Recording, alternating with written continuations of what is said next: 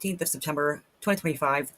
And as I've mentioned in the last several days, there is a lot of theories out there regarding the unfortunate murder assassination of Charlie Kirk on live TV in front of his family. Absolutely disgusting.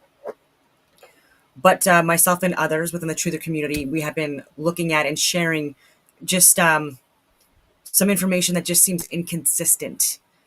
And so at first I was, and I'm still up in the air about whether he was wearing a body armor or not, whether it be like a thin material or not. It does look like there's some photos out there, especially from the front, where you see, and again, not to be graphic, but you see nipples through his t-shirt. So, you know, you could possibly still have them like project out, but like especially if it was a thinner material. And so that makes me question it, obviously. But then when you look when he's leaning back in another one of the the screen captures, it does look like this possibility of something that's protruding off of his back underneath the t-shirt. So again, I still gonna look more into that. But regarding that black dot that people are talking about that preceded the shot, my initial response to people, and again I have videos on this, was the possibility of this either being a microphone piece, which it turns out it was, or I was saying that it possibly could be like the bullet hitting the chest rig, and it should never happen, but ricocheting off because of the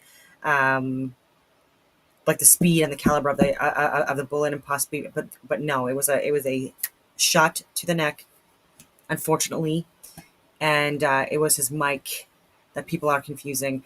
And then I've talked about this before. I absolutely was not convinced at all about people's discussions of what they were calling security professionals and bodyguards conducting hand signals right before, moments before the shot was unfortunately fired.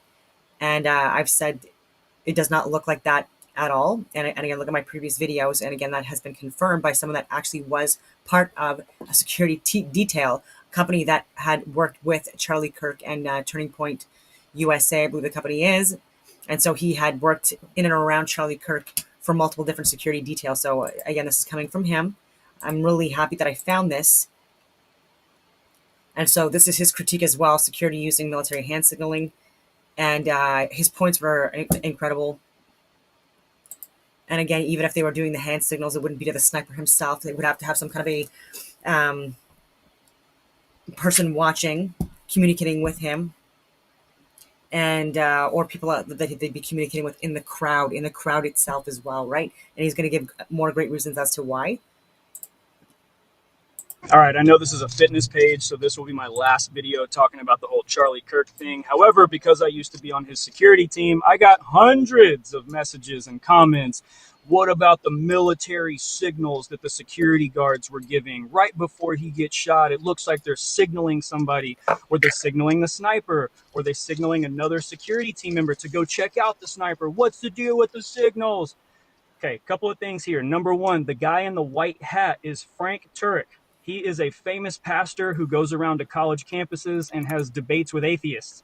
He is not a part of the security team. He's not any kind of military guy. He was just adjusting his hat. The other two guys, looks like they're making signals. First of all the people who are like, I was in the military, I've got family in law enforcement, I know hand signals when I see them. You obviously didn't have very much tactical training. Otherwise, you would know that the signals that people use in the military is for close quarter combat. If you're in a building or somewhere where you need to be quiet, it is a way for you to silently communicate with your team without giving away your position. You don't use hand signals with snipers, because that would mean the sniper would have to take his eyes off of the target to look at you for your hand signal and then try to find the target again to make a perfect kill shot. There's no way that some guy took his eyes off of Charlie to check for hand signals and then instantly find his target again and make a perfect kill shot within 2 seconds. Not how that happens. So I don't know what the deal is, why all these internet sleuths are trying to figure out the hand signal thing, but that's not what was happening. All right, I know this is a fitness page, so this will be my last video talking about the whole Charlie Kirk thing. However, because I used to be on his... Okay, so this is Anti-Dad Bod Squad, and his he checks out. I obviously verified. I'm so glad he made this post. I hope this gets to people like Candace Owens, who was actually a good friend of Charlie Kirk's, because she is not going to stop until she gets all the information. And I think this is useful. This is why people like this guy and myself are the ones that are also trying to get into the social media platforms, because we can offer priceless input like he's doing. And I really appreciate it. There's one more post from him as well, because even regarding people So saying that they're like that the possibility of this being fake and staged, I was saying it does not look like that at all from the beginning. And so many things out there that again that I've had to unpack. And regarding that, it did not look like that at all, and he's going to confirm that and corroborate. fun fact, I actually used to do private security for Charlie Kirk. Not for Charlie specifically, but for the company that Turning Point USA hires to do the security at these events. And of course, in true fashion, whenever a big death happens, there's lots of conspiracy theories that come out. I want to address a couple of them, just having been in close proximity with Charlie quite a few times. The first one is the whole blood bag thing. Like, dude, look at his shirt. You can see this black dot, and it looks like there's something under his shirt. This whole thing's fake. That's a blood bag. That bulge and that little black dot that you see on Charlie's shirt is not a blood bag. It is his microphone for his online viewers. He's got his own cameras going. He's got people watching online. That's a microphone for them to be able to hear what he's saying. The microphone that he holds in his hand is the one that is attached to the speakers so that the crowd can hear him. Also, that's just not how blood bags work. If the thing above his right chest was a blood bag and it exploded, you would have seen the blood flow from right there where the blood bag was. A blood bag on his right chest is not going to magically make blood squirt from the left side of his neck. That doesn't even make sense. So I You don't would think a lot of see people understand the amount. exactly. He made, and you would have to have hoses, and it would be very obvious. It would be so obvious. And no, there was not hoses. Anyway, Force that comes with a gunshot.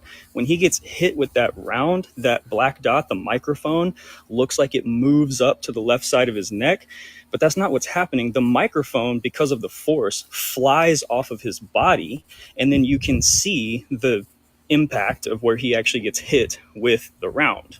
And just due to the crappy nature of the cell phone video, the fact that it's extremely zoomed in and then it's slowed down after the fact, you don't really get to see the microphone fly off of his body frame by frame. And so it looks like that black dot is moving, but that's not what's happening.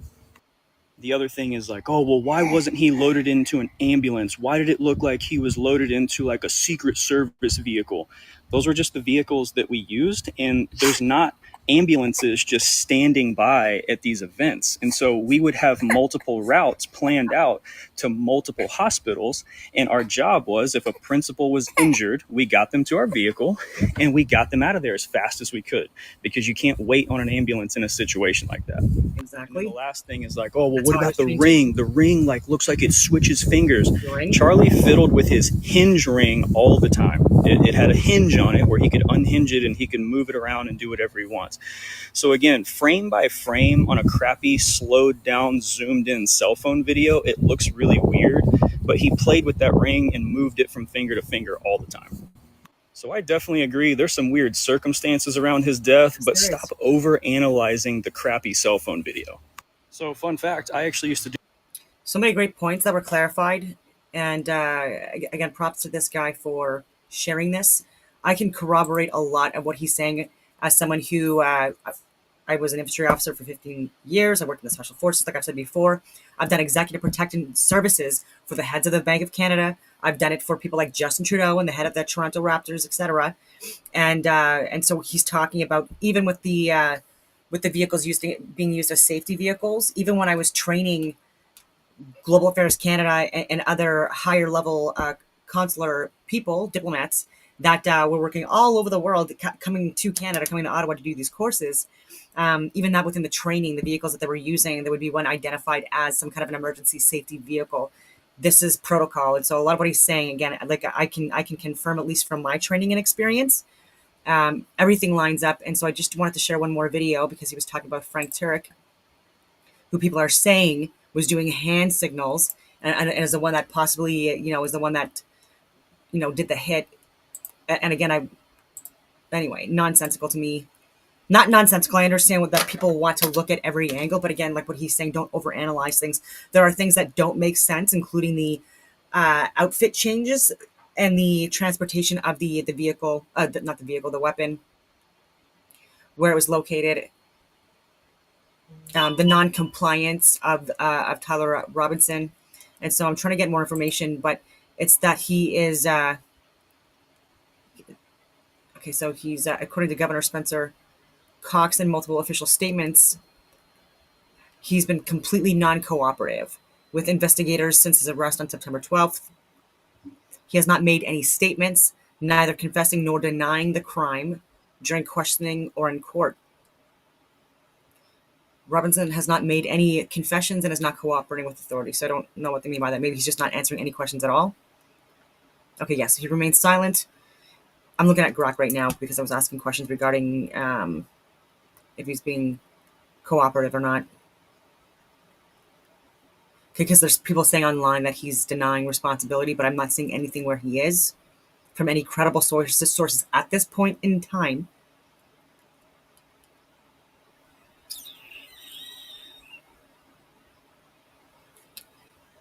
Anyway, sorry for... So this is... Frank speaks briefly on the horrific murder of his dear friend Charlie Kirk. He'll say more in the coming days, but now Charlie would want you to hear from Pastor Jack Hibbs of Calvary Chapel, Chino Hills, who, like Charlie, takes a bold stand for Christ. Okay, so Jack Hibbs. Okay, anyway, that's what this film before my very dear friend Charlie Kirk was murdered just a few feet from me. The reason we're showing you this program is because Charlie would want you to see it. It's about taking a bold stand, which is what Charlie always did. And it is with our mutual friend, Jack Hibbs. I'm going to have a lot more to say about the great Charlie Kirk and his equally great wife, Erica Kirk, here shortly. But in the meantime, please watch this program with Jack Hibbs. I also want to thank you for your so many notes of support over the past few days. Please know the Lord will prevail. As Erica just said, we are going to make heaven crowded. So keep praying, and we'll talk again here soon. God bless you. So that is him confirming that he was in close proximity to Charlie, the one that was wearing the hat, unfortunately, when this horrific event happened. Okay, so let's see here.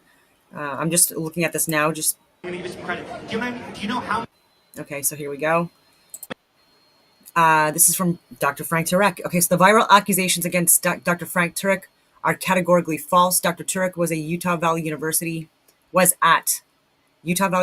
as part of Charlie Kirk's team, standing with him as a close friend and mentor. Their bond was marked by deep respect and unwavering support. Like everyone, we want Charlie's assassin brought swiftly to justice, but reckless and false accusations only distract from the truth and dishonor Charlie's memory. Out of respect for the gravity of this tragedy, Dr. Turek is not available for a media interview at this time. And so... How many mass shooters there have been in America over the last 10 years? Counting or not counting gang violence? Great.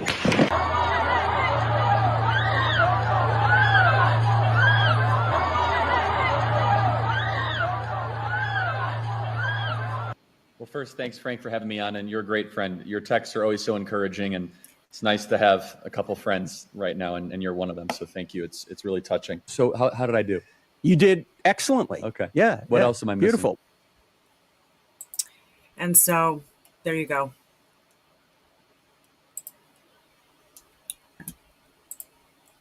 On that note, I will leave it at that, and I hope that everyone has a wonderful rest of your day.